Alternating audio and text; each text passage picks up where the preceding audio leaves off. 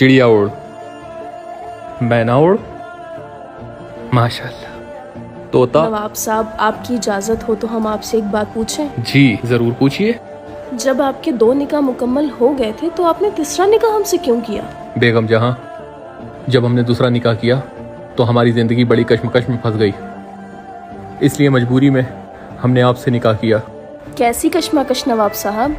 हमने दूसरा निकाह एक बेवा से किया जिसकी एक खूबसूरत जवान बेटी थी, मगर उसकी उस खूबसूरत जवान बेटी से हमारे अब्बा ने निकाह कर लिया और इस तरह से हमारे अब्बा हमारे दामाद बन गए और उसकी वो बेटी हमारी माँ बन गई। फिर जब उनके घर बेटी पैदा हुई तो वो हमारी बहन बन गई। अब क्योंकि हम उसकी नानी के शौहर यानी नाना थे तो वो हमारी नवासी भी बन गई। फिर जब इसी तरह से हमारे घर बेटा पैदा हुआ तो वो अपनी दादी का भाई बन गया और इस तरह से हम अपने ही बेटे के भांजे। बेगम जहां, बेगम जहां, लगता है हमें अगले निकाह की तैयारी करना पड़ेगी।